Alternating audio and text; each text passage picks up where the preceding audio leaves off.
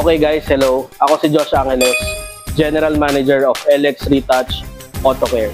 Now, meron kaming introduce na bagong product which is yung aming tire block. So, it comes with a very premium packaging. And then next is yung aming high gloss finish and yung concept namin na DIY friendly. So, locally made dito.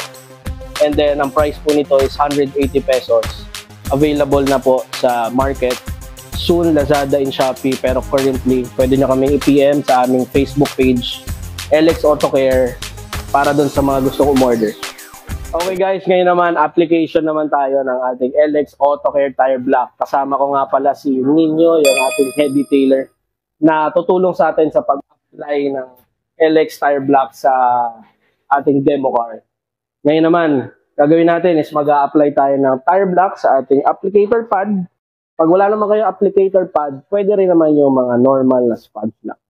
So mag-a-apply tayo ng enough amount sa ating applicator pad ngayon.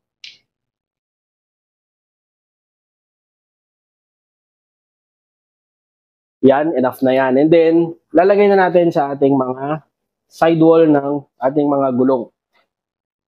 So, wala namang susundan na amount. As long as satisfied na kayo mga doon sa shine or yung gloss finish na tinatawag natin, that's it.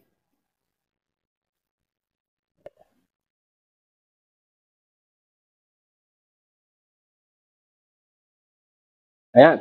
So, okay na. Ganyan lang pong kadali mag-apply ng LX Auto Care Tire Block natin. So guys, that's it. Nakita na natin yung application process ng aming LX Auto Care Tire Block. Sa mga gustong bumili, pwede kayo umorder sa aming Lazada and Shopee page.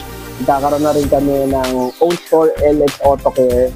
Pero sa ngayon, pwede kayo umorder sa Facebook LX Auto Care. Or pwede rin kayo mag-drop by dito sa aming shop. 162 K10 Street, corner lang ka, Camias Extension, Quezon City. Para kung gusto nyo mag-actual natin yung inyong mga auto care products. So nga pala si Josh Angeles, ang General Manager ng LX Retouch Auto Care.